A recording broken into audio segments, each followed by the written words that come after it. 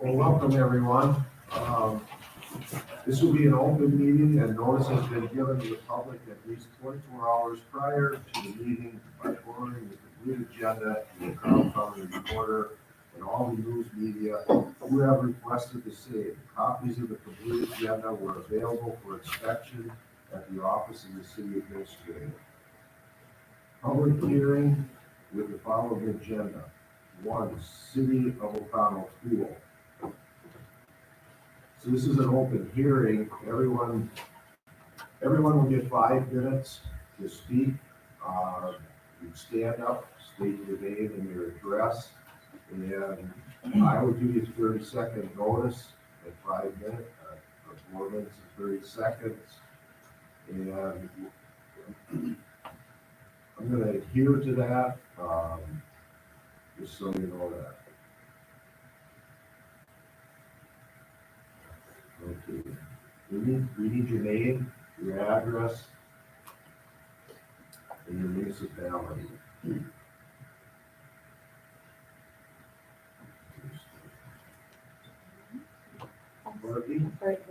Courtney Soul, Town of O'Connell. Courtney Soul, Town of O'Connell. So in the last meeting, I presented about a few different things about the pool. And I talked about another city in Minnesota called Goodhue that had just created a pool a couple years ago. I know some of this information was also emailed to Lori and Brittany, but I wanted to go over it to make sure that some of it wasn't misinterpreted. So the first thing is I'm going to read out a letter that was mailed out to all the residents that came from the city and the council. It started as a partnership between the city of Goodhue and the community. The old swimming pool was built in 1982 and had a 25-year life expectancy. Through the efforts in TLC, our city staff, and a number of volunteers, the pool faithfully served our area for the past 32 years. It was determined in 2013 that the wear and tear on the pool could no longer be repaired, and a decision was made that the benefits of this community resource were essential to the Goodhue area. And then they listed out the benefits that the city came up with, which was exercise, swimming benefits, long-term health for all ages, youth, a recreational outlet in the summer, and helps to keep our youth out of trouble, lessons, a lifelong skill, employment, provides employment opportunities and encourages our youth to continue learning, and retention and growth. Statistics show families are drawn to small towns with community swimming pools over those that do not have one. So obviously this isn't City of O'Connell. We could make our own list, but that would be one of my asks, is that instead of just talking about the cons of a pool, we could maybe try to make a list of pros versus cons. And then just some of the other information that there's years of planning and fundraising. Area pool opened in 2016. It used to be called the Goodhue Pool, but they changed the name because businesses outside of Goodhue also donated. Local organizations donated, Lions Club, local bank, JC's, as well as many families. They put notices in the paper, also sent mailings to local businesses, and then they used the old pool before they shut it down to fundraise for the new pool. Their approximated cost was $750,000, but that was not just their pool. That included upgrades to a bathhouse, along with tearing out the old pool. I know we already tore out our old pool. I asked Brittany for those prices for that cost a couple months ago. I still haven't heard back, but there was different things that they did that did not just include the price of the pool. I also called the pool contractor that I had talked to previously, and he confirmed $150,000 price that he gave me was accurate for the pool drawings that I provided to all of you guys. He also had another meeting, so he couldn't come to this, but he could call in if anyone had any questions, if there's a way for him to call in. They also, another thing that's included in their financing that they sent over, or their budget report, is that they took out a bond for $500,000 to pay for the pool. Obviously, the city of Oconto can't do that. We don't have money, that is not an option, so that just needs to be kept in mind when you look at their negative $500,000. It's because for their budget, it's a large portion of that is because they took out a bond to pay for the pool, the actual build of the pool. So their operating costs in 2021 were $29,800. In 2022 were $28,400, not considering the price of the pool build. And the city has 1,200 people. We have 4,600. We could potentially have more people utilizing our pool. Our finances could potentially even look better than this. And then the other thing is they fundraised $150,000 within the community, aside, no grants, that came from a community of 1,200 people. We have 4,600 people. I don't think it's completely out of the realm to assume that we could, with grants and donations, raise the $250,000 to build the pool. And then the other thing that I wanted to clarify, I misspoke in the last meeting. They do not do a fundraiser to pay for the operating cost of the pool. 30 seconds. Okay. They don't do a fundraiser to pay for the operating cost of the pool. They were doing that prior to opening. The Lions Club continues to do a dinner fundraiser every year, and they donate $5,000 to the pool, but they donate to a ton of different organizations. The pool is just one of them. So the city of Oconto, if fundraising, was important and paying for the operating costs, we could do a fundraiser every year. Just because they don't doesn't mean that we don't have to. Okay. Okay, Garrett?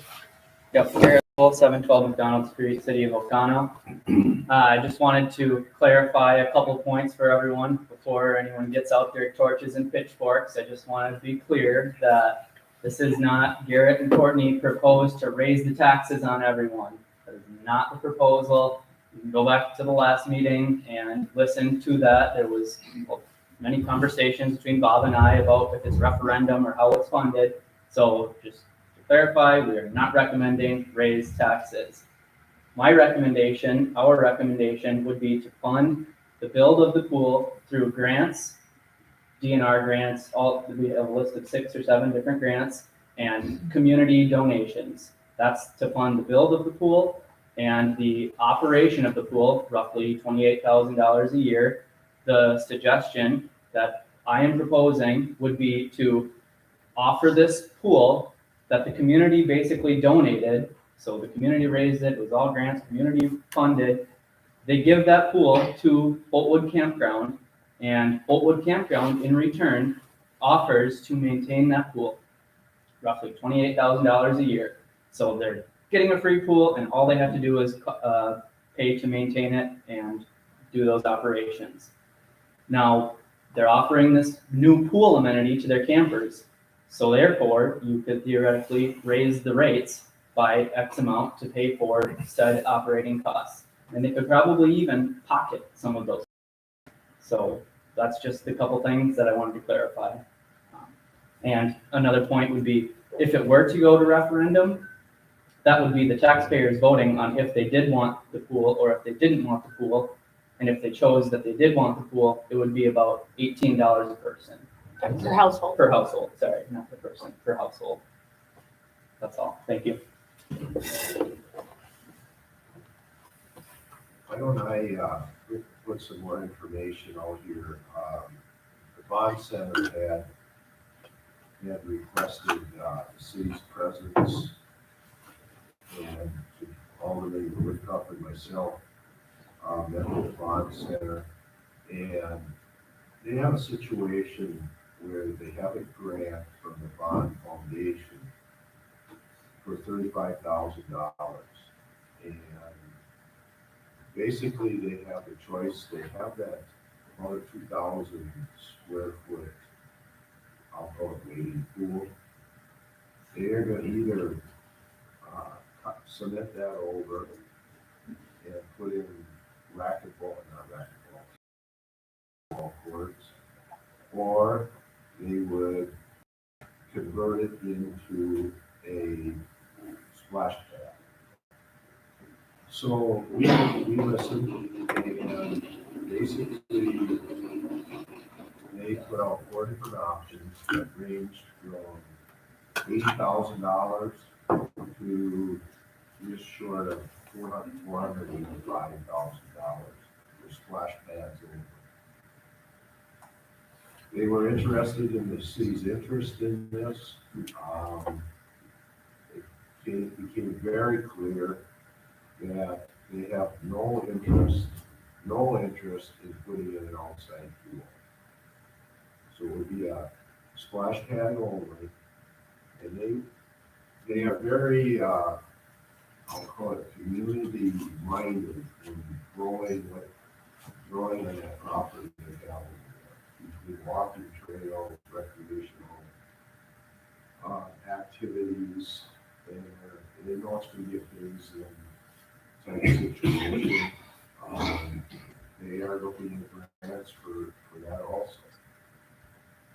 Yeah. Yeah, they're gonna put in all kinds of, play equipment for kids. Splash pad, walking trail, possibly tennis court, pickleball. It'd be a whole activity center over there, for open to the public. I mean, I don't know that there's gonna be a price on that, not that I know of, but there might be a fee. We didn't talk about a fee, I don't think. But, I think good thing going. They talked about possibility of with the city help with the funding of the water to operate a splash pad. That was their question. We were fortunate enough to have the director of the Pownell County Economic Development, James Saline, there. Jamie, would you like to say a few words? I think you gentlemen covered it.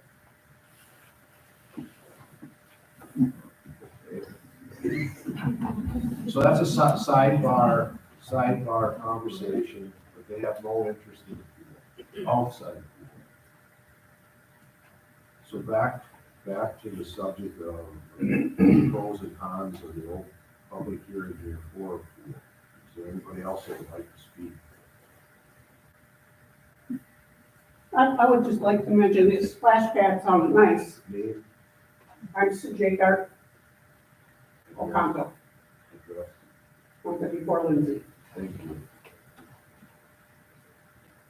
But the thing is, I've been to the Goodhue pool, and it's for family. Now, the splash pad, I'm not gonna be sitting in the splash pad at all, because that's not for me. But I wanna be outdoors, swimming. So I think the splash pad is kind of a short-sighted thing. You want the family, the full family. I'm feeling. And the thing is, when I was at the Goodhue pool, they had the diving section, they had an intermediate section, and they had the splash pool or the zero entrance. If a community of 1,200 can come up with a design like this, why can't Oconto? And they maintain that very well.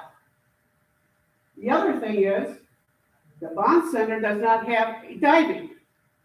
You can't go diving there at all. Now, my granddaughter is in the next level. If we want to teach her diving, I either got to go to Green Bay or Marinette. Nothing in Oconto. Wouldn't you like to keep the kids in Oconto? Or would you prefer that to go diving, and get the deep end someplace else? Because if they go, so goes the families. You want to keep them here. My feeling. You want to keep them here. So, as far as the monies go, you're never gonna make money off a pool, ever. It's for the community, it's for them to use. And it's for us to come up with a way so that all can be able to go there without a membership, without anything else. You know, if you go to the bond center, it's $5 a day for a pass. If you can't afford to get the membership. Okay, so that person can go, maybe their parents can give them maybe once or twice a week. Well, about every day. Summer is great. Come on. You want your kids outside. What did they preach to us? Kids go outside. Get them out outside. Well, now we have a chance to. Let's try to bring it all together and this community all together for a change instead of at odds. This is for our future coming up. Not just for me, but for my granddaughter, for those kids that can't always afford to go every day to the bond center. It's about time we start looking at that end. Because this community can support that. I've seen it done many times. You all come together. Well, let's come together. Let's do something. Thank you, Sue. Additional comments? Ross Notke, 318 Jefferson Street, Town of Oconto. So I'm gonna make mine fairly short and sweet.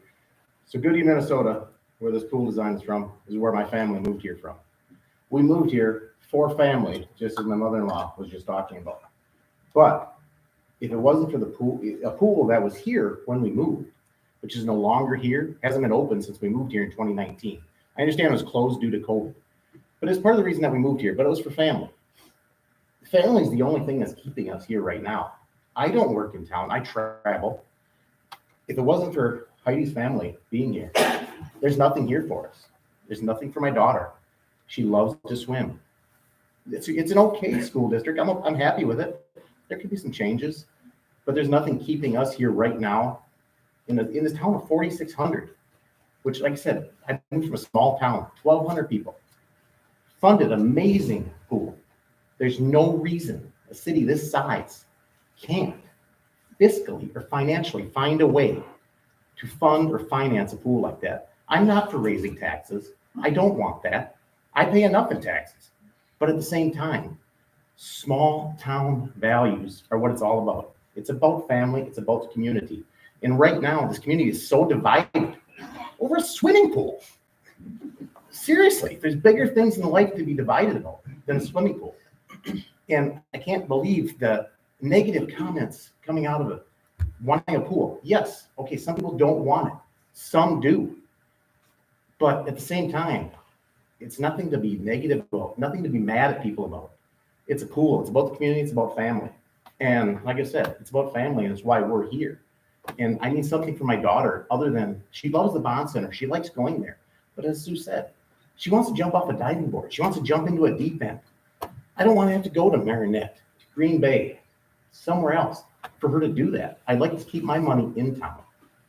That's all I'm saying. Thank you. Thank you, Rod. Additional comments?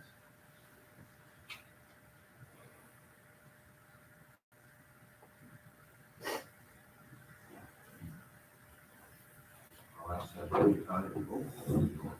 Jane Van Dyke, 2006 Park Ave, O'Connell.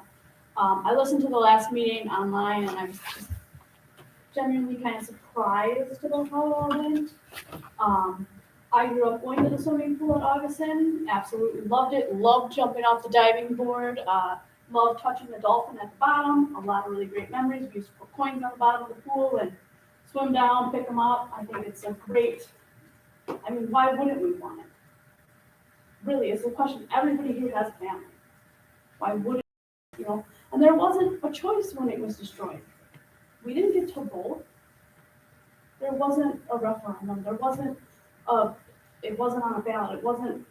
We didn't get part of that. That's why I kind of came today to be part of hopefully having a pool. You know, and if the bond center thing is great, they had a lot of land there, then they built the hospital. They had basketball courts and tennis courts outside. I utilized those a lot, they were free. Then they took them down to build the hospital. I don't know why, you know, and they never put them back up. I don't know if there's a timeline for the bond center, is that like a 5-year plan, is that a 10-year? Was that discussed at all, with the cost, you know, because I think maybe for kids, the bond center is $5, but I think, correct me if I'm wrong, I think it might be $10 for an adult. You know, so it's really, yeah, is that correct? Oh, it's 12, okay, so it's went up probably since the last time I've been there. But I'm all in favor for a pool. Thank you. I can answer, as far as, a phase, they did not give us a 5-year plan or a 10-year plan. I mean, they want to start with the $35,000 grant. And she stated that they had already ordered, playground equipment for that.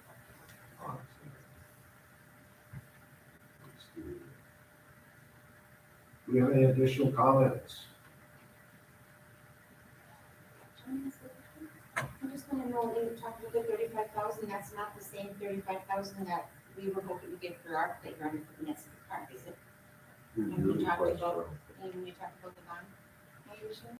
That's not the same. Request from two. Well, when was it, John, last year, when we were trying to get on the playground equipment, and then they said that this year, they would help us get the playground equipment for City Park, and 35,000, I believe, was the number. I just want to make sure I don't have any stuff, this isn't the same app we're talking about, right? Good question. Okay, we don't know, okay, I just wondering. Well, I mean, if it's, when he was talking about them and doing, you know, playground equipment, that was that our playground equipment, we're talking about at City Park, that's the bond center foundations. It just was the same number, and I didn't know if it was the same situation. Good question. Do you have any additional comments? Pros, cons? I'll ask one more time. Do you have any additional comments? Positive, negative, for the pool? Judy? I'd just like to clear the air as far as I'm concerned. I was having to be able to keep the pool, but we should be able to find a way to continue the repairs. So we have planned for this to replace it. I guess the bright side of all of this is it's gone, now we're going to figure out how to get something else there, because this group of people is going to determine that they want the pool back. And I fully support that 100%. So I think the biggest problem, it isn't that people don't want the pool, it's how we're going to do it. And I think you guys have brought up some really excellent ideas in terms of how we can fund it. Getting the folks that have the time and energy to get out there, get grants, proposals written and listed, get out some fundraising programs. I mean, that's how it's going to do. The city doesn't have the money to do it. We don't have it to get really effective. And I feel like I was wrong about talking about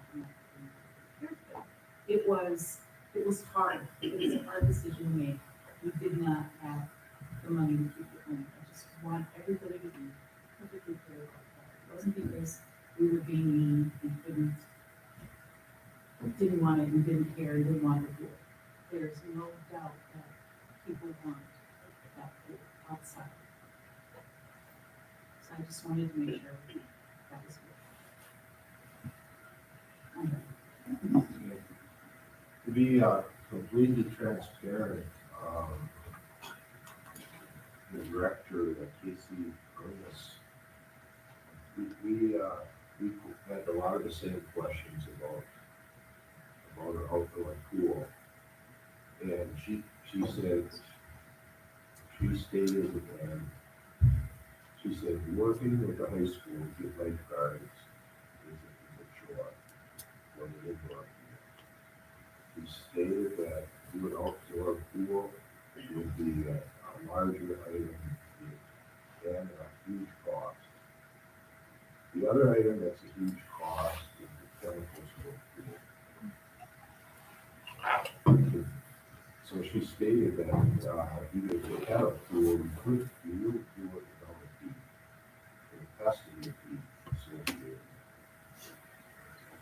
But keep that in mind, they back away from the outdoor pool for those 2 weeks.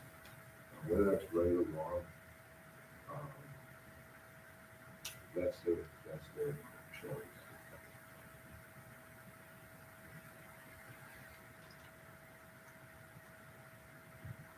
So with that said, how do we move forward?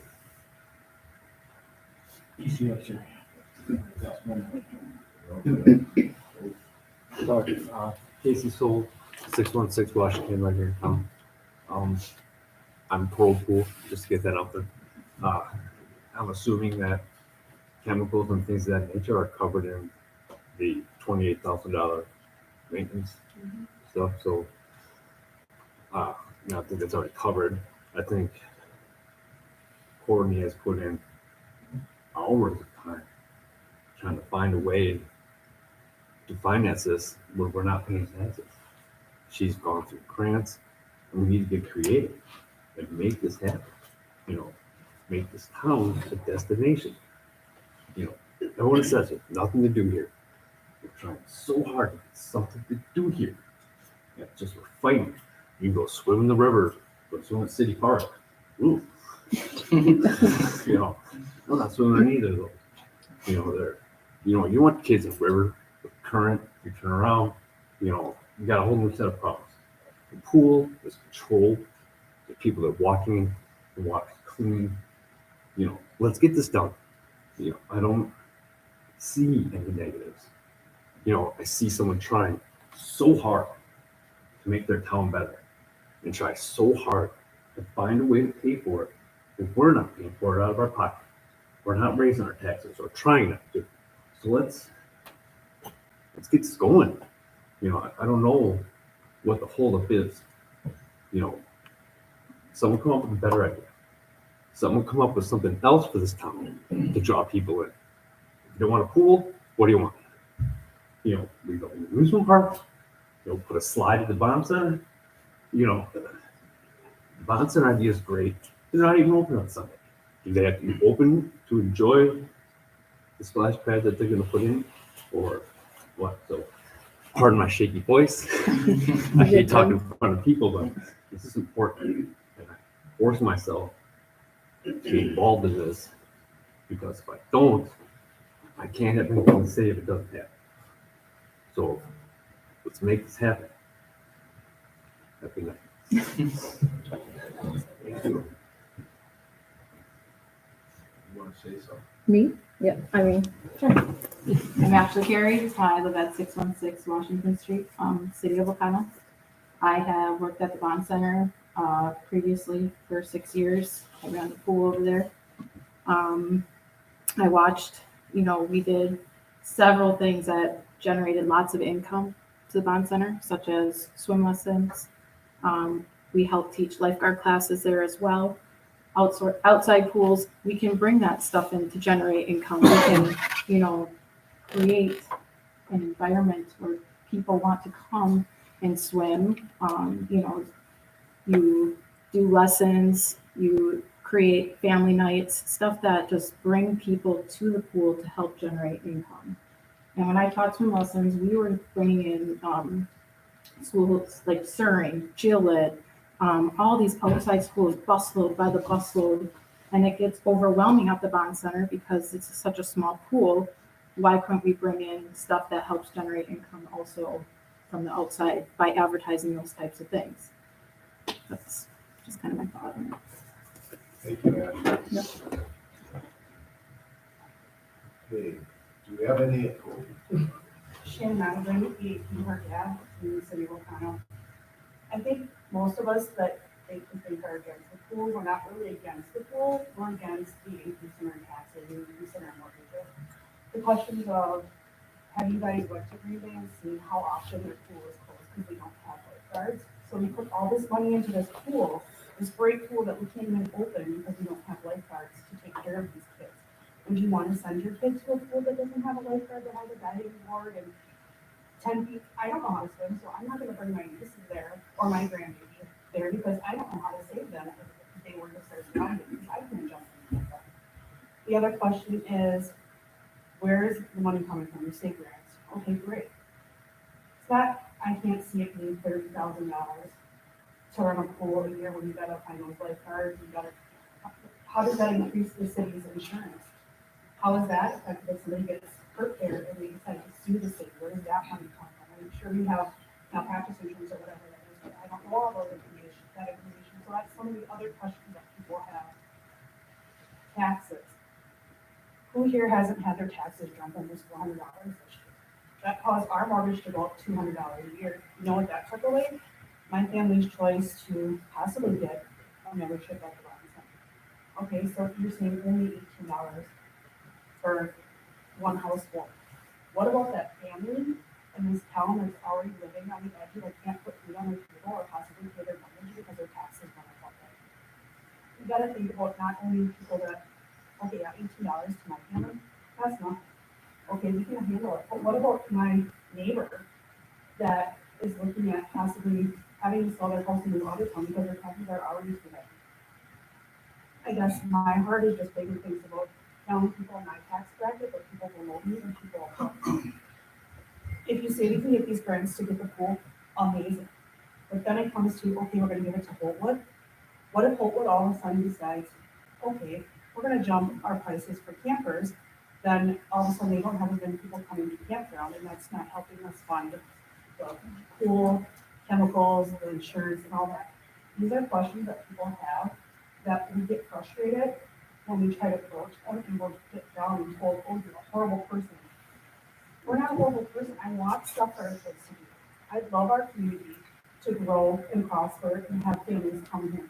But there's so much that we can't just make a snap decision like that. It's unfortunate that I feel it's wrong, and yes, I'd love to have it back, but we need to answer before we jump into Thank you. Jamie Younger, 518 4th Street, O'Connell. I'm totally against the pool if it's gonna cost me money because I have no use for it, just to get that out there. If it's not gonna cost me money, go for it, do what you wanna do, I really don't care. As far as the camping, raising camping fees, I'm not sure what you guys already raised your camping fees for, but as somebody who camps quite a bit, I can tell you they're already higher than what I would pay. Average, I pay $25 to $30 at most county parks between Marinette and north of here. I believe yous went up to $40 nightly, correct? So how much more are you gonna jump them rates before people back off? Because campgrounds do fill up, I will say that, but I'm not paying $50 to camp anywhere a night. Not to pull my camper around, not with gas prices, food prices, everything in your life has went up. So my taxes have went up 2 years in a row that amount. And I'm not even assessed for my new building yet, because it's not finished, so don't go running over there yet. Because I might keep some of that going. But anyway. The whole thing is we can't have somebody come in here and completely slam the city for being broke, but then ask the city for help either. So I think where you see that the community is divided, it's because that has happened, and I have watched it happen. I have watched the nasty comments on Facebook about members that are in here, and it's uncalled for.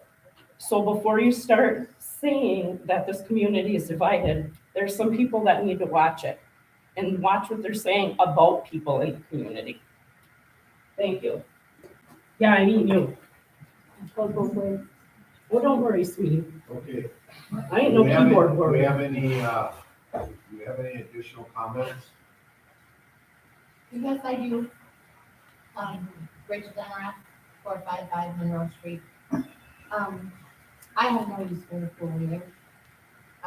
Really, because I can't get in it.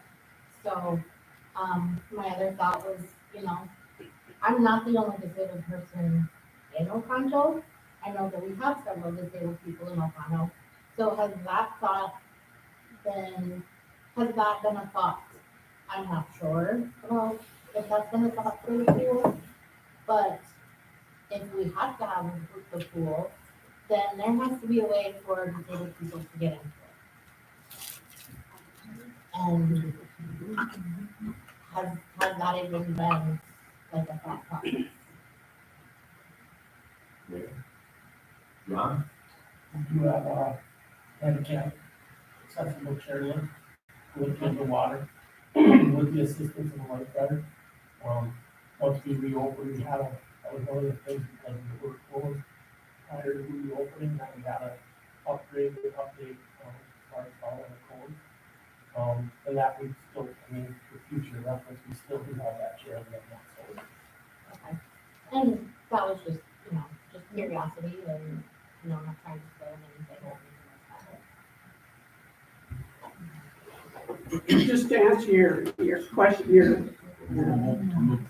Sue Jagar, 134 Lindsay, Wisconsin.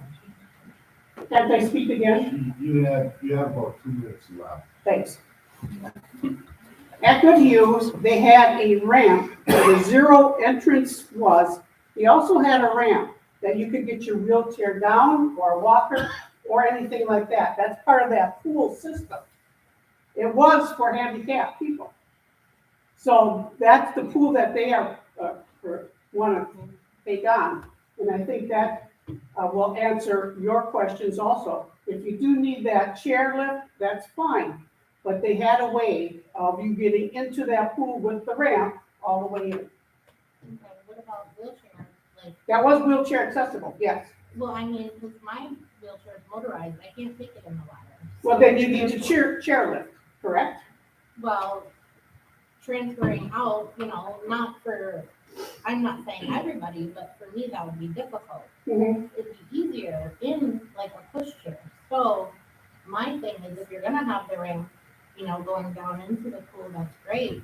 But you should also have a supply of at least a push wheelchair that can go into the pool. So what would be wrong with that? I'm not saying that there's. I think that would be wonderful.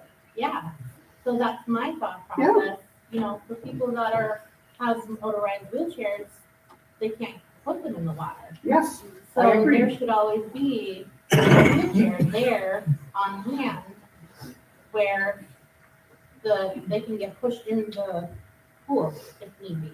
I agree. So that should be something that should be thought of too. I agree.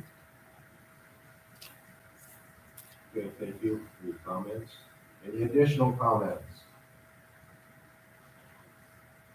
Garrett Soul. I just wanted to touch on the campground. About a minute left. Yeah, I don't need long. I just want to touch on the campground prices as well. So just for the record, Holtwood Campground, the seasonal sites, the day they went live, were 100% booked, right, John? Okay, so supply and demand would tell you that there is more supply or more demand than there is supply. So as is, you don't add a pool, theoretically you could increase your prices and still have the demand for that. That's without adding a pool. Then you add the pool, then you're going to have even more demand. So that would be able to justify that. Okay, that would be able to justify that small price increase because you already are basically priced too low according to the supply and demand principles of business. So that's just one thing that I wanted to point out in case anyone didn't know that the seasonal sites were 100% booked on day one, and we're on the same track of bookings that we were in previous years before the previous 10% price increase. And everything else in this world has gone up 10%. Why does City of O'Connell Campground not have to also go up? It's not a charity campground. All right, thank you. Okay, additional comments? Diane? Well, grants are great, if you can qualify, you can get them. We usually get grants in the plan, and you need a price. And we threw out 250 out there, but does that include the fencing, the cement decking around it? And then when you get into digging, you have the old hookups versus the new hookups. You can get another expense, and an engineer can say you start digging them up. So I think you're gonna have, check more into before you start going through your grants to make sure you cover it. And I don't care who your engineer is, you're gonna have the best engineer for a project. Until you get into it, you're gonna get slammed concrete and rubber ones again.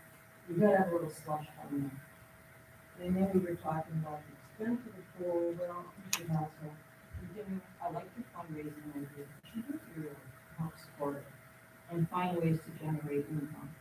We used to get the old pool, with parties, fun days, we tried stuff to generate it, and we were looking at, bring back swimming lessons for them. So I mean, that's great, but when this starts, let's start over, let's not look to the back. We have a section that I read in the called the pool info section, we're commenting on state law. We don't look at the state, we have to look at the county and city insurance. And that's how we will set that pool up, which means there will be lifeguards there. As was pointed out, not only there, but in the day. So why would you look at no lifeguards, which is in there? That is a must, and we do that at the time, we don't have to rotate the lifeguards. It's good ergonomics if you rotate the lifeguards, good for the body and for the mind, for the kids. Keeps them active. So that section is so, it's more disagreeing for me as well. More people for part, we need to stick with the pricing and the fundraising to get school and really want to how to support it. And we can't ask other committees, other country budgets. We can't afford to cut budgets anymore, so it has to be self-funded. Maybe 3 to 5 years down the line, maybe the committees will say, yeah, this will help out. But we'll also help out with fundraising. So please look at the price a little bit, because we have this 250K out there. And you go 100K over or double it, then the people that are fundraising for this, look at and reflect and do more than us. Can I answer her or no? Just got time left. She can have mine. Oh, you were Can I answer? Since, can somebody give her some time? Oh, she can have mine. Always like that. I can give you the contact for the pool builder that I reached out to. There's many in the area. That's just one of them. He also said that he would be available by phone tonight if anyone would be able to call him in, or he would be able to answer questions about that. But his quote does allow for a little bit of cush room already, first of all, and it does not include fencing. That would be separate, and it includes 6 feet of concrete around the pool. So we probably need more than that as well. I don't know what the full cost of that is.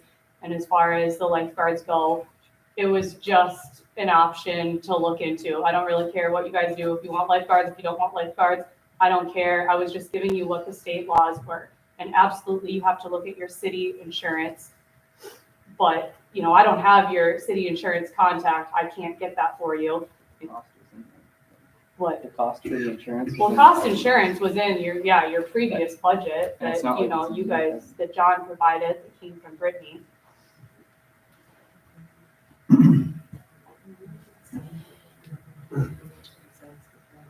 Is there any other comments? Let's say this 3 times. Is there any additional comments? 3rd time, is there any additional comments?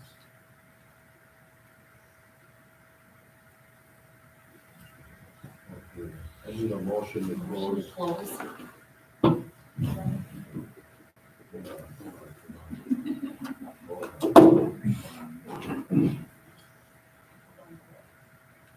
You have a motion? Yeah, I need a motion. You have a second? Anyone? All in favor? Okay, motion passed.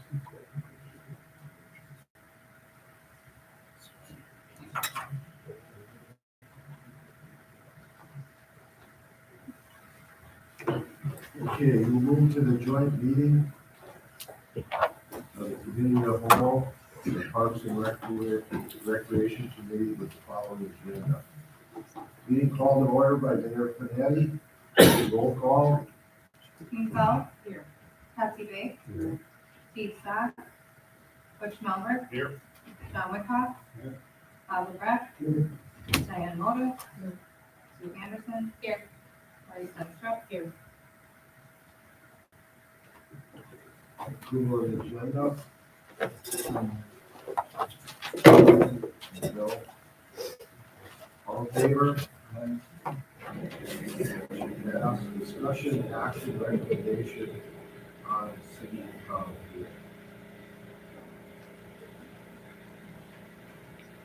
John? I'd kind of like to hear what, Parks and Rec, has to say about it. What's your idea on who wants to do it? What do you think about it? You all for it, or you think it can be for what's your whole? Well, I think the pool is a great asset, and so is the one we have.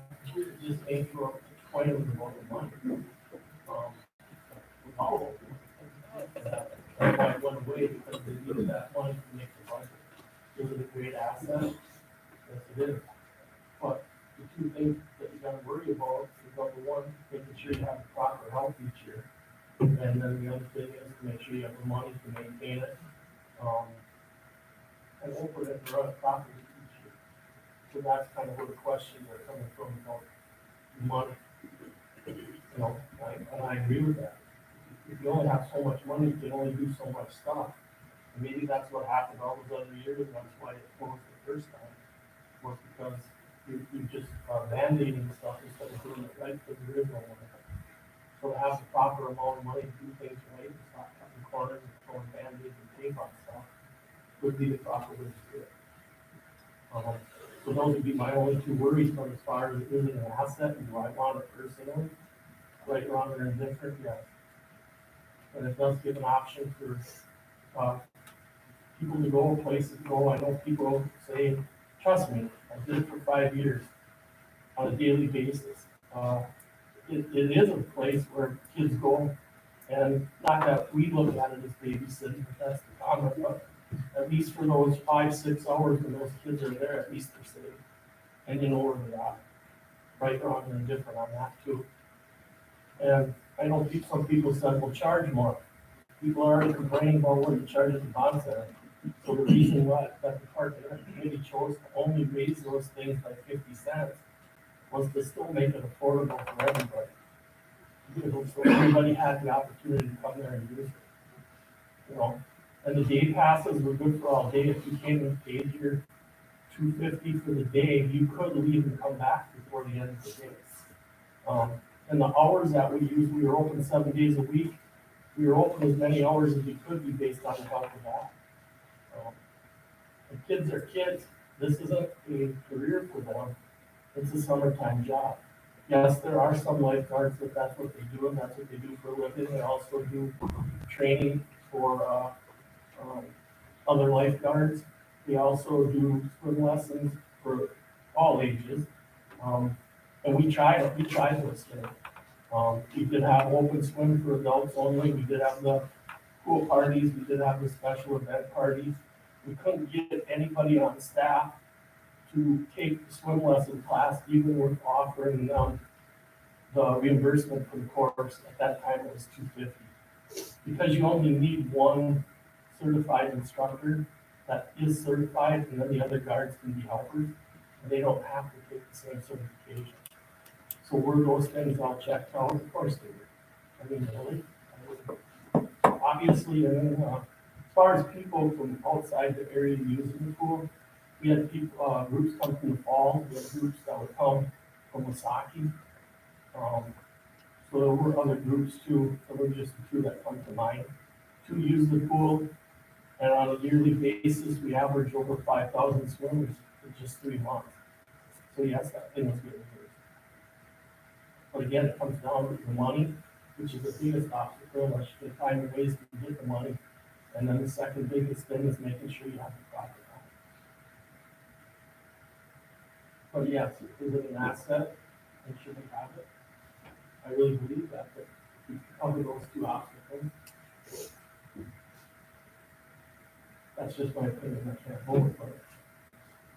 That's my 2 cents. Is there a question for John on this? John, how many lifeguards approximately do you think it would take to run the place?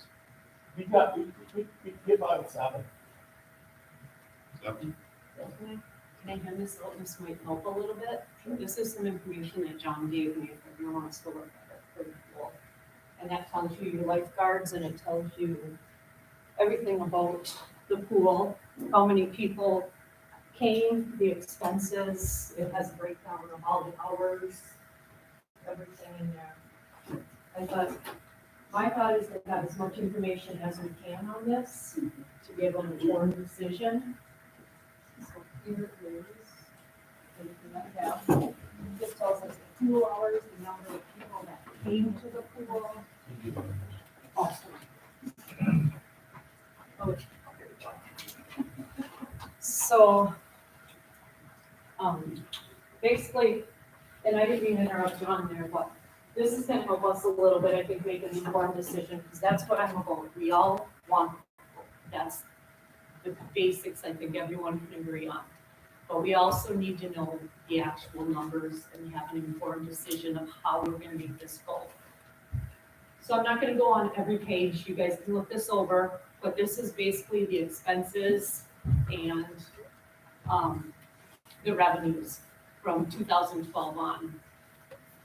The next page tells you the number of swimmers that were there for every year from 2015 on.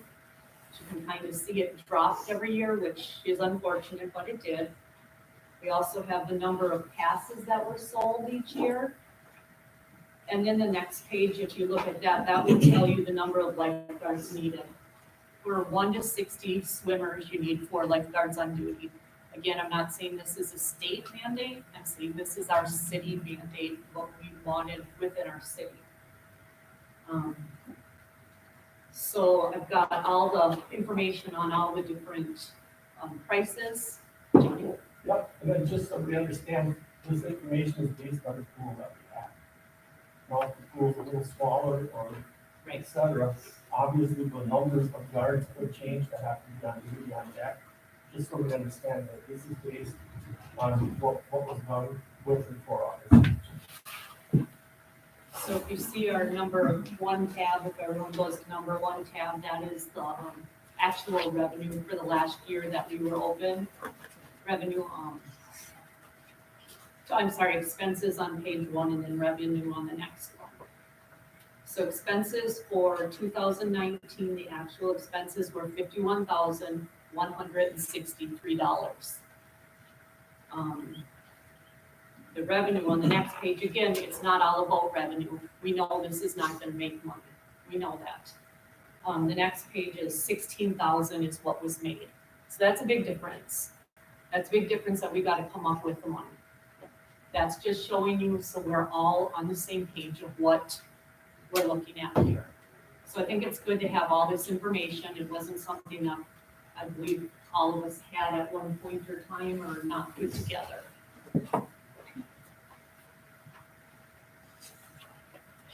So that's part of what I started with. I am a person that I want the numbers, I want the figures, and I'm one that wants everything in writing. I don't want to take hearsay, I don't want to take word of mouth. So what I did after our presentation that we got at the pool committee, and I was one, I voted, not that I don't want the pool, I want the pool, but I want an idea of what's going on. I voted to not pass it on to city council. The reason I voted to not pass it on to city council is I did not have enough information to give a exact answer. There was a lot of what ifs, there was nothing presented in writing to show me any of this stuff. So what I did is I reached out to a lot of different individuals. And I've got packets for you guys so you can have it in writing what I found out. So I'm gonna pass this out. At our committee meeting, we were given quite a few different examples. I would like myself, and this is just my opinion, I would like it to go to referendum. I would like to see the whole city's vote on this. I don't think a select group should make this decision. At our committee meeting, it was brought up also. And we had a big debate on this. I believe Bob was part of it with, it was brought up if instead of going to referendum, we could put a special tax on your tax bill like you did for the recycling fee. I don't feel that's right. I don't feel anyone should get a special tax put on by the city and no one had any vote. It's only $20, $18, whatever it was. We should be able to vote on that. It should not be just, I decide I want a tax and you can put on your tax bill. I understand the recycling fee did, but that had to be, that's a whole different ball of wax than we're talking about a pool. So the next thing I'm gonna hand out, I hope you guys don't mind, this is gonna be about 5-10 minutes that I got here. But like I said, we need an informed decision on what's going on. So these are some different packets that I have, and I'm not gonna go through all of this information with you, but I am gonna go through some of it that I have highlighted.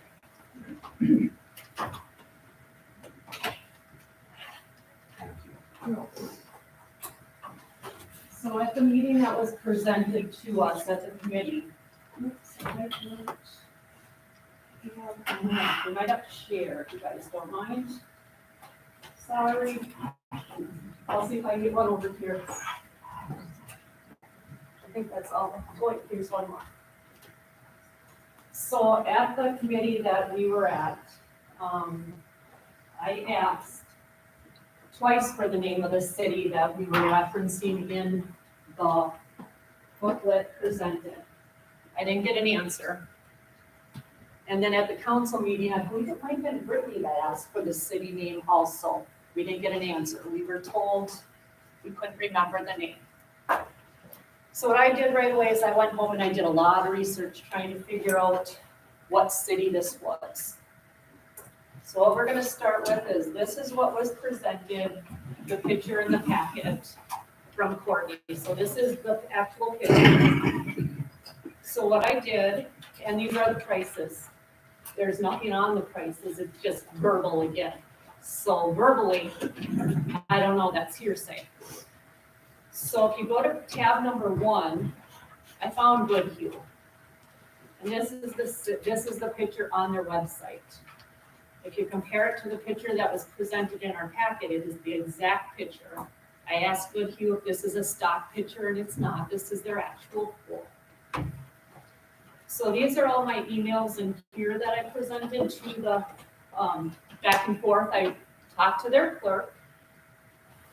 On tab number 2, you will see Goodhue Pool opened up in 2016. So their pool approximate cost was $750,000. So if we're getting presented this picture and being told $150,000 or $200,000, it's $750,000. So that to me, you present a pool like this and you show me this. If I was to see this online and I was told this is what you're getting, and you go and you think you're getting a Cadillac and you go and look at it and you get a Geo Metro, it's gonna be a little different. So this is not what $250,000 or $150,000 is gonna get you. $750,000 will get you that in 2016. Now, they had to take out $500,000 bond for that, and how they're paying some of that bond back is called by an LGA. Wasn't sure what that was, but it's from the state of Minnesota. It is a grant that they give. This year, they got $318,000. So that's how they're paying for this pool, some of it. I'm not again saying we can't do this, but we need to know all the facts, not just, let's do this. So then again, through here is all different emails. Tab number 4. Tab number 4, if we're looking at this pool, this is their expenses. I think we're a little bit better off going by 2022 rates. Not saying we're gonna get a pool this big, not saying we're gonna get anything this big, but this is their expenditures. You look at tab number 5, this is their revenue. So again, I just need more up-to-date numbers. And then we've got all the different stuff that they handed out. And then tab number 6. So in this pamphlet that we were handed, it says, citizens claimed that they do a fundraiser and they make about $30,000 to $40,000 per year to go towards the pool upkeep. These are the numbers that they presented to me that they got. In 2022, with their fundraisers, donations, and memorials, they made $690, which is a far cry from $30,000 to $40,000. So I'm not here to badmouth anyone, I'm not here to slam anyone, I'm here to give correct information. That's why I put everything in writing. We need to do this, but we need to start from scratch and get some correct numbers. Not just, it's $150,000 to $250,000, we need a plan. So that's what I have to say. Thank you. Welcome. Questions?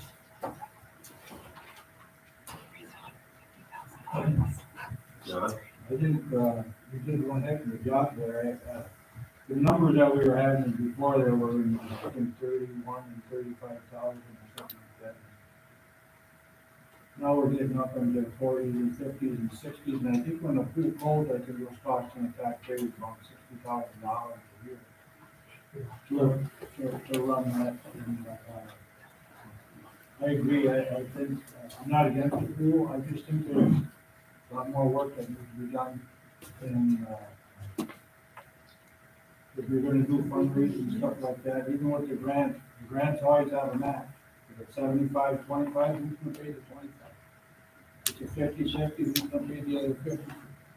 You know, the city don't have the money.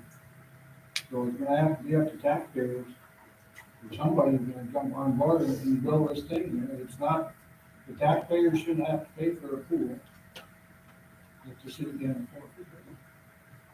I think our taxes are high enough. I think there's a lot more work that needs to be done.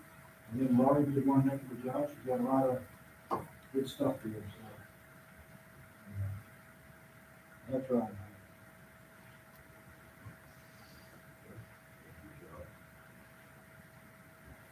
Any other comments?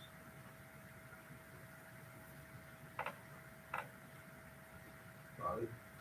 I would like to be complete. When I say complete, it's start to finish. You have your pool size, you have your fencing, you find out what's down underneath, what we dug up the old pool, what's left underneath it, is this gonna be costly moving that too? I think we need to get a complete, is it something down under there yet? Just completely think, okay, we're really going into that. But you need to get a complete fencing, everything, you're not gonna put a pool in the city of town, but fencing, for some church that's sitting in there drowning on Friday night, you know that for sure.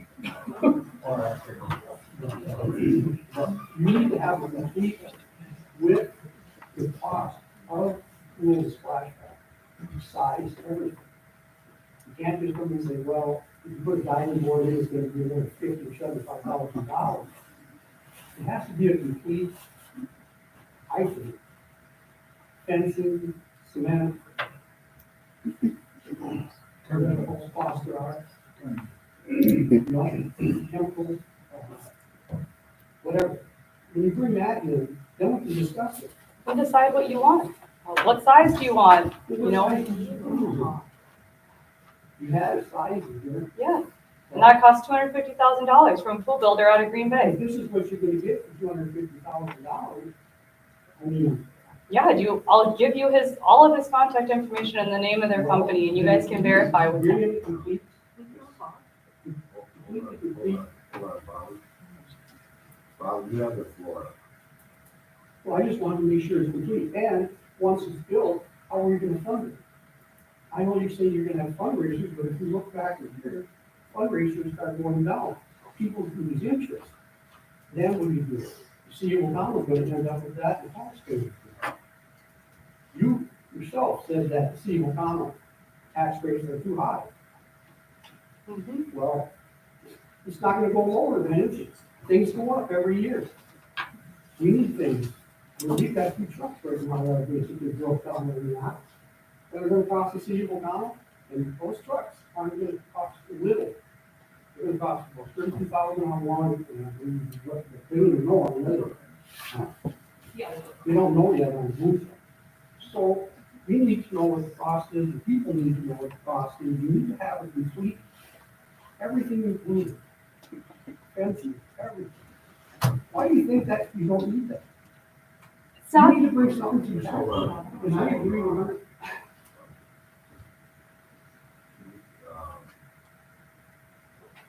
Just adjust. it. Oh, well, then you basically need to find out how it's going to fund this afterwards, because I'm sure fundraising is going to start to go down. And we had other people that said we can all study, they're gone. Or they're gonna come and do something at picnics, and they won't show up. It's nice to say we're gonna put a pool in the city, and we're not against the pool. In 2013, I remember, I think, Jimmy was going in, myself and Sherry Ball, 6 new people. And we went, and we opened up the pool, because it was down for so many years. That's not good for a pool either, for the down for many years. And then you have to now another couple of years for the pool. That pool was over 30 years old, I think, wasn't it? The Lakeland pool in Minnesota was 32 years. So with 10 or 11 care, they kept it going. So we need to have complete everything, list of what costs are going to be. Now, is that going to be good in 2 or 3 years if that's what you have to do with grants and funding? No, it costs is going to go up. But at least we have an idea of what it's going to cost taxpayers. And I also agree with Lori about the referendum. There's no reason why we can't have an advisory referendum. And let the people decide who are going to pay for it. You can have your questions, you know, you want a pool, foliage, you want a pool splash pad, or none of them. I guess if you wanted another referendum question, could you ask, you know, about funding it through taxes or something else, city funding? Whether you wanted it or not. Because you know what's gonna happen, it's gonna end up back to the city. 5 years down the road, 3 years, 5 years, 6 years, it's gonna end up back to the city for them. Because you're not gonna get funding through donations, through grants, what you do. It's just gonna have the interest dies down.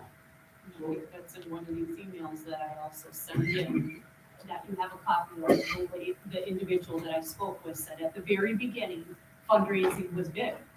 They had, and you can look at that on tab number 6, they have, one year, the year it started, where they emailed and sent letters to every household and every family, they started with $90,000 in fundraising. We're down to $690 in 2022. It starts out big, like Bob was saying, and it dies down. You have your core group that does the fundraising, you have your 4 or 5 people, and then that's it. So I would like to have something beyond fundraising as an option. Campground. I'm sure you asked everybody here, the majority of people are for pool, for kids. If you look at Sharp Park, there are things for kids to be back to skate park. There is now pickleball court, basketball court, and the old tennis court. I believe there's some from Robertson, isn't there? That's on one side on 7th Street. I think I've always backed things for the kids. Sean, I know when I grew up, there wasn't a lot except the river that had carp and suckers in it, silt all over it. how is the holiday weekends for campground right now? I know in years past, they've been booked pretty solid. How are they right now compared to other years? Usually at this time, Memorial Day and Copperfest, and then 4th of July or 12th, we do have open sites. You have open sites, do you think I it's because of the, handful of lessons. do you think it's because of the increase that we just increased the tax, or increased the rates at Hellwood at 10% this year? It's hard to say because the people that were at the meeting about the price increase, those were all our seasonal campers. So the dailies didn't know until they started to call to make the reservations for 2023 that the one price increase. Or ones that didn't ask, once they got the email confirmation, they did call questioning what was going on because of the past prices were only raised every 2 years. So we have those dollars, questions coming for the no phone call. So some people said, okay, I get it, everything goes up. Some people said, well, if this continues, we might have to be around, and we have to look for someone else. So potentially if we were to increase another 10 or 15%, that might change the whole thing again, and we are banking on those, potentially we could raise it 15% with the hopes that people are there to pay for it. Well, you could raise the prices and still make about what you made the year before, because you surely did that on raising the prices, but that don't mean the volume went up with that. That's what you got to worry about. And I know right now the roads we're looking at reporting the roads because theirs are in such bad conditions in Houtwood. So I mean, we have the slated funds for repairs within Houtwood itself And then for our revenue. what we have to remember with that is, we're given a budget to run the campground. Our goal is to try to double that, minimally double that, because then the campground is self-sufficient. So in a sense, you're giving me and my group of people that run the campground a loan, per se, which is the budget, to run the campground, that everything we make above and beyond that covers that budget. Because if we don't cover the budget you give us to run it, and we go over it, then that money comes out of the general fund, which means the taxpayers are paying to have that in campground. The last 11 years out of 12, we've shown a significant profit. So in reality, you have not, as a taxpayer, paid to have that campground open. It's if you want to say self-funding or self-sufficient.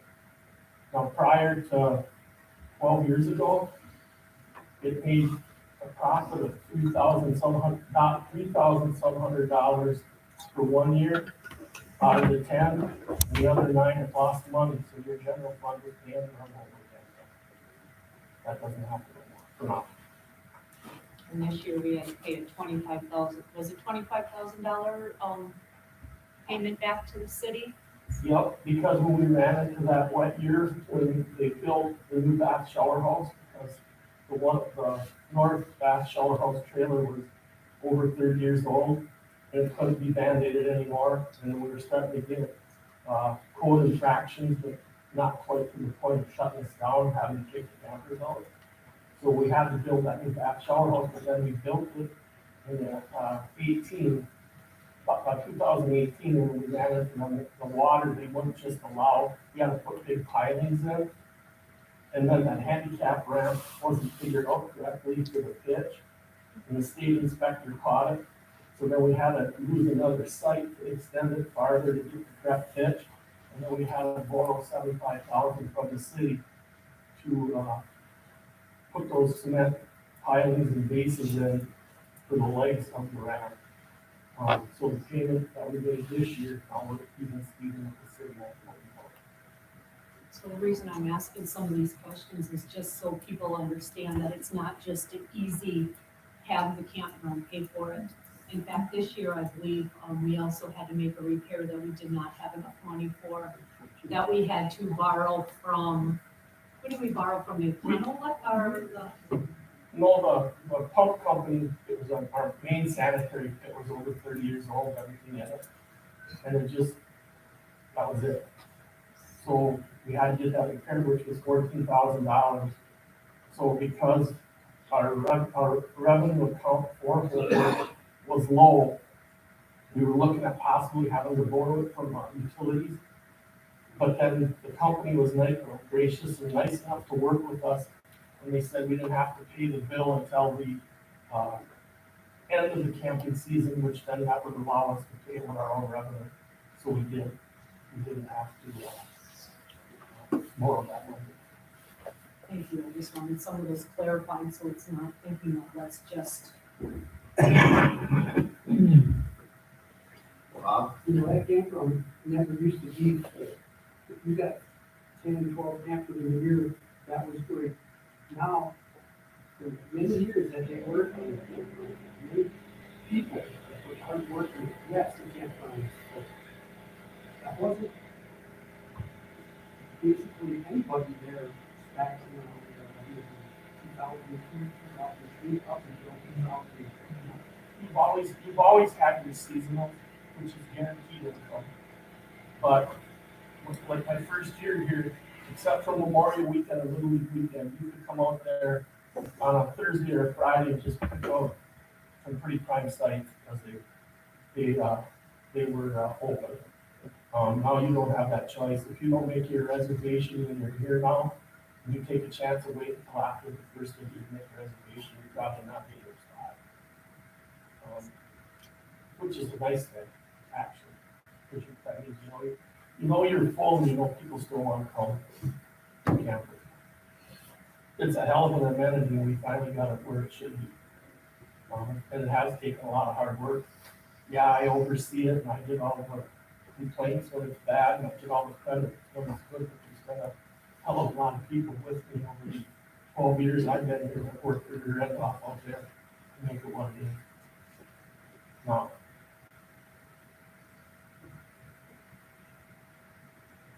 I'll be completely transparent. I led the charge on raising the campground rates. I'm a strong believer in information.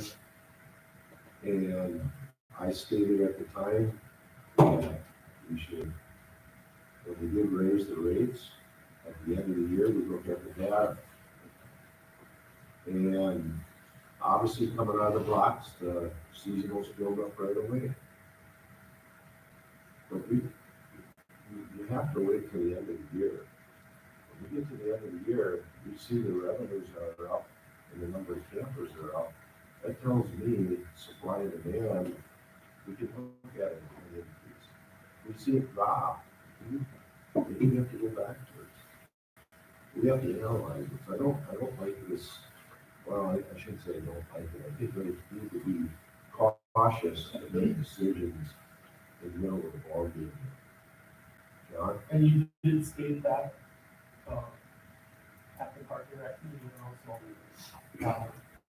at the Hardwick Mission, Unicorn Hardwick Institute, that we would analyze it at the end of the season to see if it was a good decision and should we move forward, or do we have to take a look at it and go back, or stay where we're at, or whatever we got to do. If you could get that comment. If you do it, you're right. I mean, you can't say no. A lot of stuff's based on weather too. We get a very rainy year, and all of a sudden people start canceling. As long as they cancel 7 days in advance, then we don't charge it. If it's under the 6, it's 6, 5, 4, 3, 2 the day before, then we do put a one night fee on that credit card. But, yeah, I mean, we've been pretty lucky except for the bad flood here. So we couldn't use pretty much the whole South End until about July.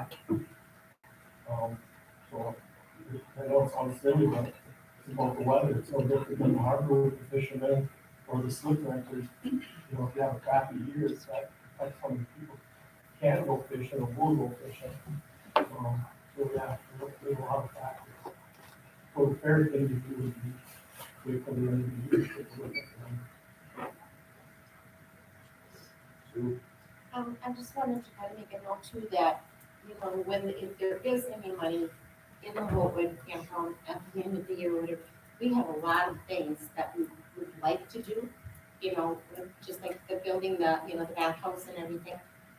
We had to find the money, we had to do grants, we had to do pretty much all the stuff that, Courtney and they're saying now, we had to find those answers. And we also knew that we weren't gonna get the money from the city's fund only as a loan, which we are paying back. So it kind of tells you right there that it's its own little person over here. And we have money, if we have money, our plans are to improve the sites that don't have improvements in them. We have the city park, across from the city park, all of that camping out there that has no improvements, that's just where you come and just stop, And so there are other things that we are hoping that if we get that pot built up a little bit, that we can make better. And of course, the more sites we have, the more income we get. And, it all kind of comes around. But having to fix things, and when we have issues with riprap, we have issues with, the drains, there's a lot of things that people don't really think, other than you just go put your camper there. So, but we're hoping to make more improvements with that money, so that's, I think, why I personally do not want to see Hopewood fund anything else, because then there's going to be no money to keep Hopewood going. So then we'll be back where we started. But I also don't think that 10 years ago, did anybody think that the city would have zero money and close up the pool because they had no money? Obviously, 10 years ago, nobody thought there, but they closed it 10 years ago and saved 50,000 every year. So, nobody can predict the future. So, could things get better in the world? Maybe, hopefully. Could they get worse? Unfortunately, they could. But we're trying to make assumptions of what will be out there for us in the future, not having a clue. So I think, if I'm understanding Courtney and Derek correctly, what they want to know is if we could figure this out, and if we could get all the numbers that you need, and if we can figure out how to fund and all, whatever, hey, then let us put it there. Am I understanding that? So, I think that's the biggest thing of all, is just saying, what, pending this happening, yeah, would we be okay with it? Or yeah, we think it should go to referendum or whatever, but as far as having all of the numbers, if you're not gonna have it, nobody, they're not gonna approve it, or not gonna give you that letter, then, put it back in and stuff, all those numbers aren't decided on. Because it's not worth their time to keep trying to help get it, if they don't even know if anybody even wants it. So I think we might be putting the cart in front of the horse for a lot of this. I don't know, it's just my opinion.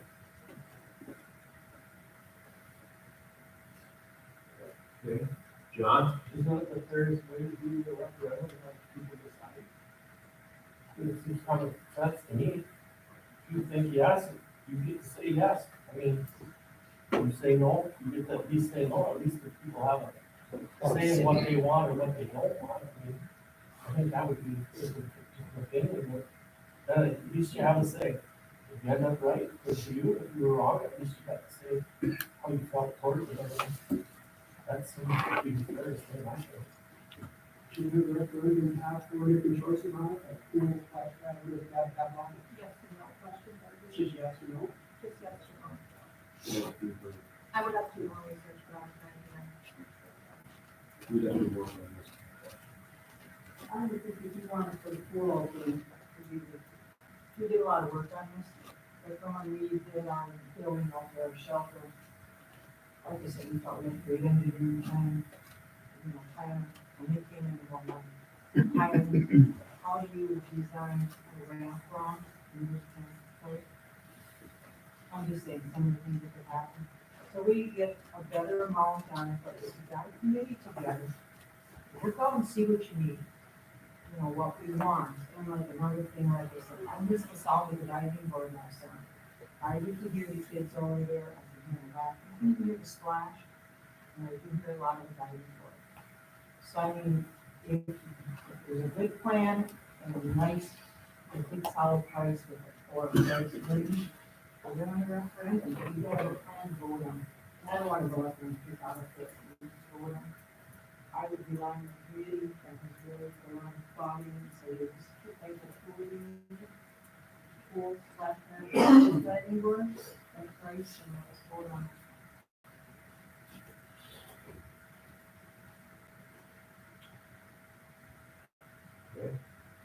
it. Another thing, just so everybody knows, yes, our seasonals are full. But I got a lot of phone calls because they heard that they were gonna get double the price. And many of them said they were coming back. So when I went out there and got them,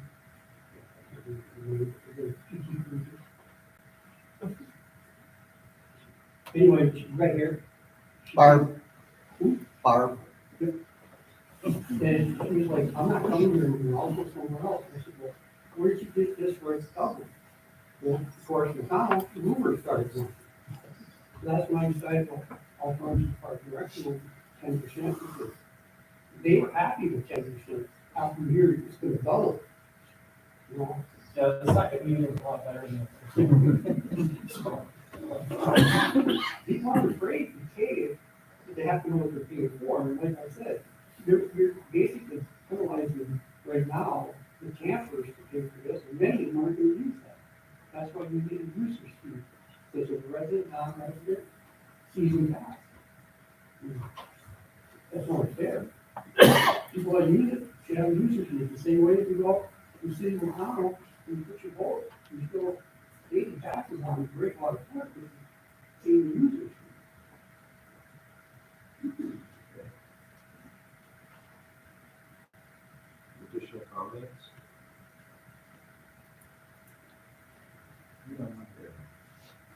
If they did go to a referendum, that, all that means is, you get a yes or no, but that don't mean that you have to put people in, or you don't have to.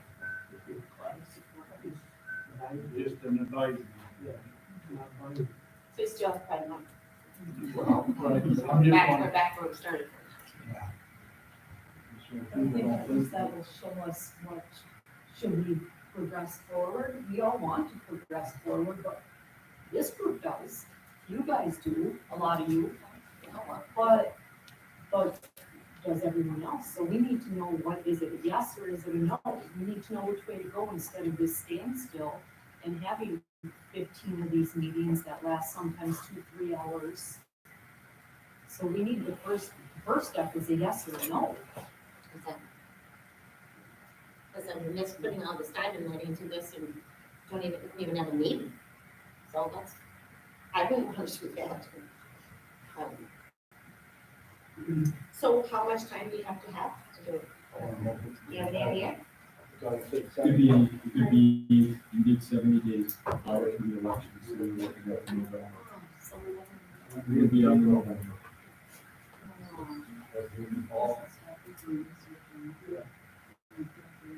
You know, you see the problem with the Robertson Lake, you used to go over and say, hey, we're gonna build Robertson Lake, we had a referendum, see if people want to pay. Then when Robertson Lake got filled, they were gonna build a pool, they used to say, well, we're gonna build a pool, we had a referendum. See if they want to. So, I mean, all of a sudden now, we're just saying we're going to business and other people, I don't think that's right. Bob, do you know what the referendums have a cost associated with it? That's what we Well, first we had the Augustine family.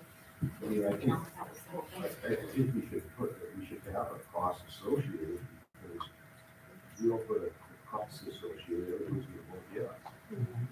Exactly. Right after the- That's why I'm trying to get, if you can do a referendum, what kind of pool and what they want.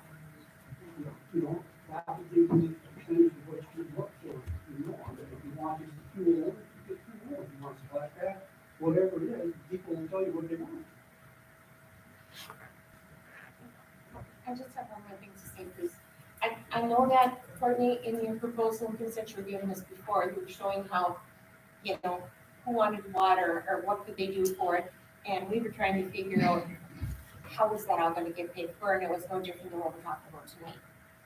But I think, you know, you'd be saying that we can afford it or we can't afford it and all that. I mean, I don't have any kids in school, but of course I pay a school tax. You know, that's, of course I do. I never even think of saying, well, I'm not paying school tax, and my kids are grown and I don't have to pay school tax anymore. So, you know, as far as the taxpayers and funding of the pool, so, you know, just don't say I'm not gonna pay for the Superior Ave Road, because I don't even go down that street. So I think, you know, to even say that it's pointed towards people with kids or anything else, I think people with children are really good at the planning part of it, because they get it. They know what they're doing, and we've spent a lot of time, a lot of money trying to get this all back on the road the first round. And it was far from free, and even when you talk about how much it costs to go to the bond center for a family, well, obviously, you know, unless you have a family rate to go to the pool, you're still gonna have to pay, if you got 5 people, you're not getting in for $1, you know, so it's still not gonna be totally cheap.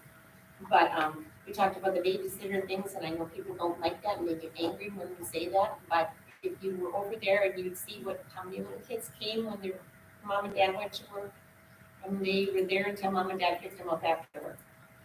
So it's very cheap daycare, if you call it that, you know, for what you paid it at that. So, you know, we have to take all that into consideration, how much responsibility we put onto these young people also for being a lifeguard.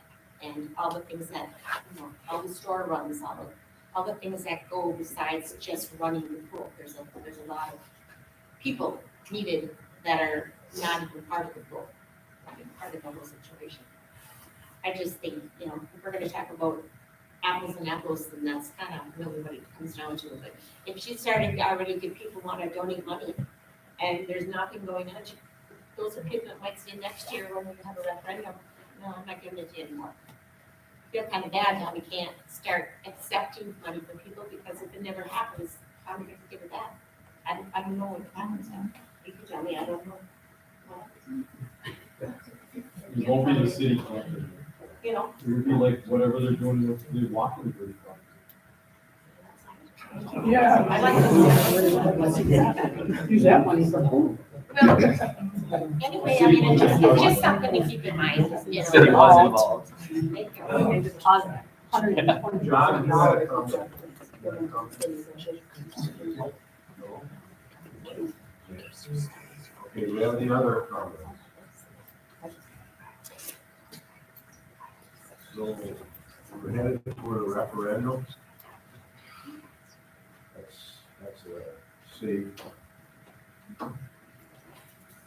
analogy. Did I get a motion? Judy? Patsy, second. Okay. Vote. King Philip, Aye. Patsy Bake, Butch Melver. Aye. John Wickoff, Aye. Bob Breck, Aye. Diane Moda, Susie Anderson. Aye. Lori Senator. Aye. Okay, motion passed. So now as a group, we need to come up with verbiage for the referendum. We should come up with a cost. So that the citizens know what we're talking about.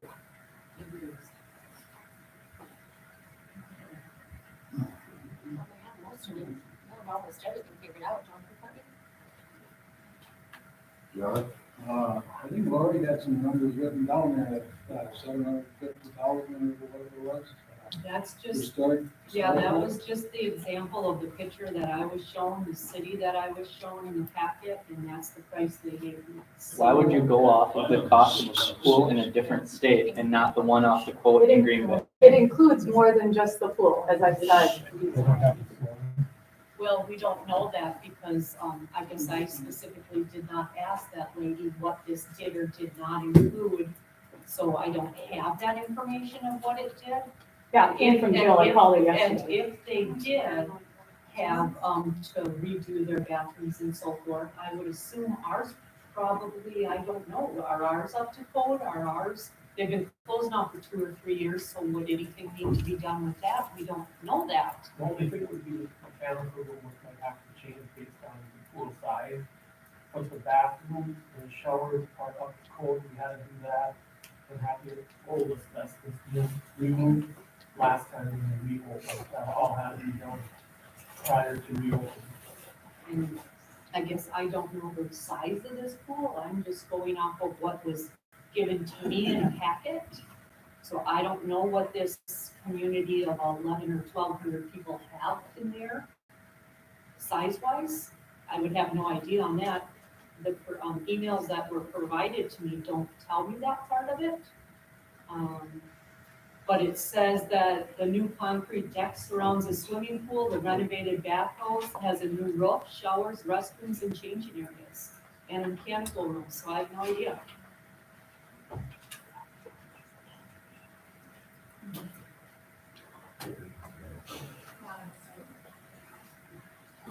Diane? What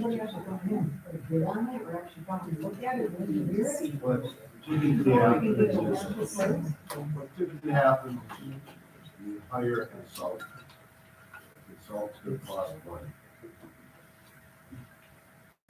She's caught in catch 22 here, you don't have money yet, or starting money, so how do you hire someone from there? Well, I think this is where it comes in, I think the two groups need to work together. a combination of fundraising, a referendum. You get to that. It almost be something like a feasibility study or something along those lines. And I think if you look at page number 3 of this, it tells you exactly what they did. They conducted a feasibility study to assist the city of Goodhue in determining how to move forward with the immediate and future needs. I mean, we have an opportunity and a solution right there listed for us, again, on page 3 of this packet. I mean, and not that we have to follow everything they do, but at least it will give us some guidance of what we're looking to do.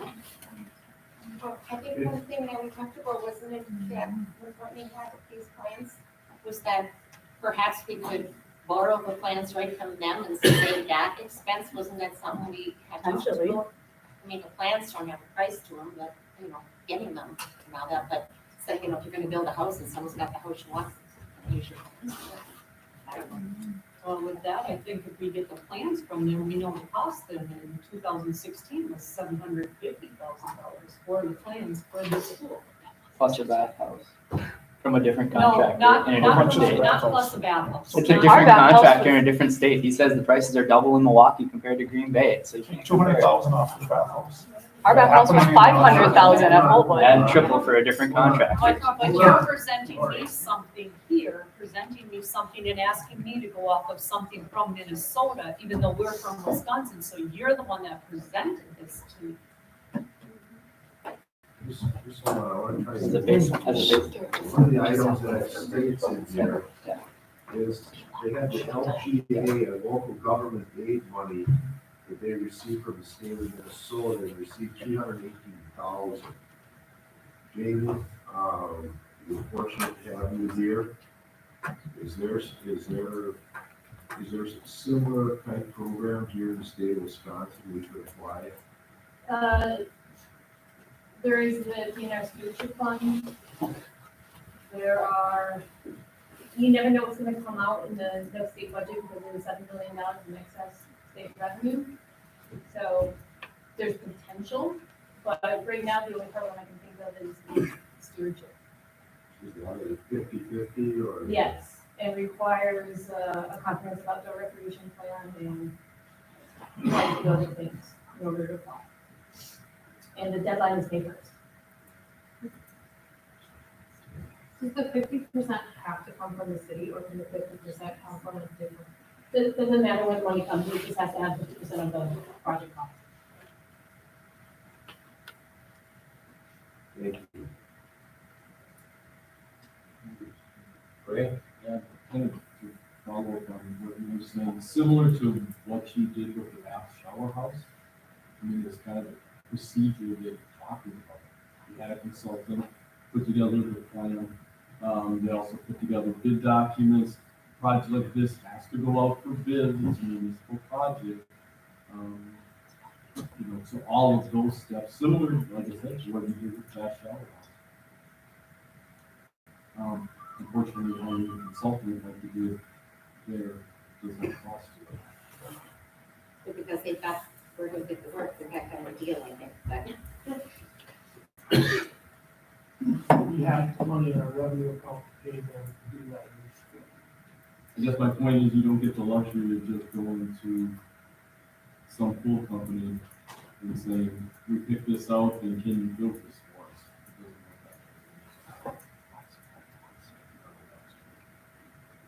that way. Any other comments? Last call. So.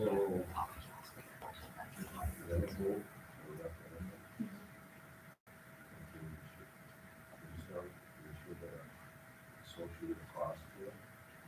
Well, I think the referendum would be for the cost, if we're gonna just pay for the pool on grants and donations and fundraisers and things like that. I don't think the referendum needs to include the cost to build the pool.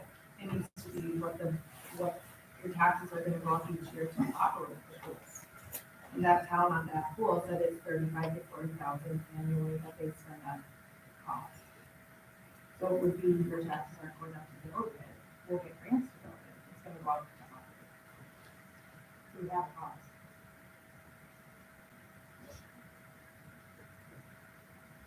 About more than 35,000 when you do it.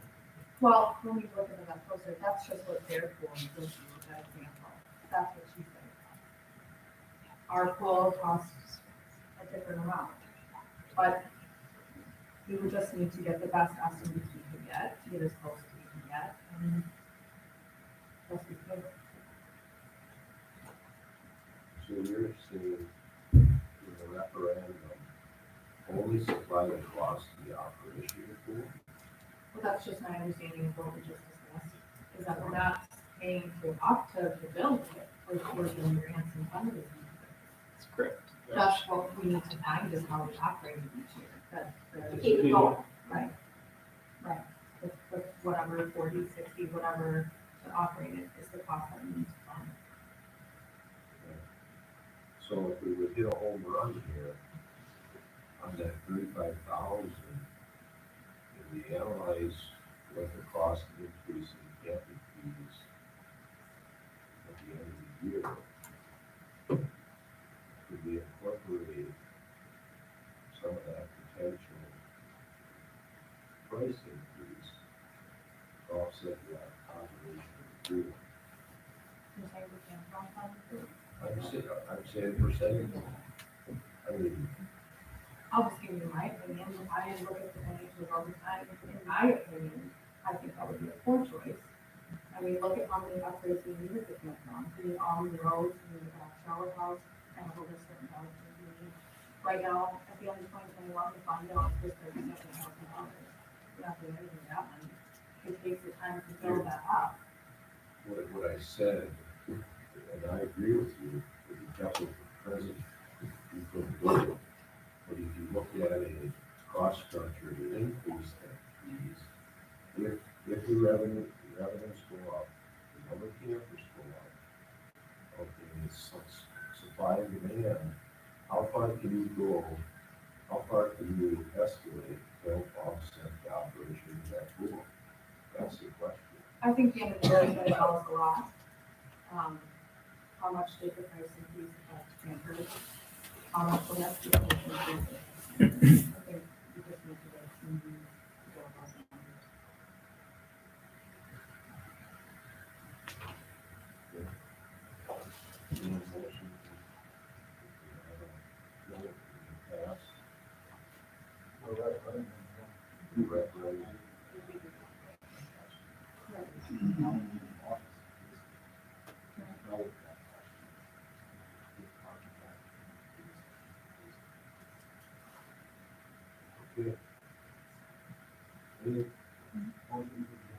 to adjourn? Second? All in favor? Aye. I forgot your name. Can I see you for a minute? Rachel?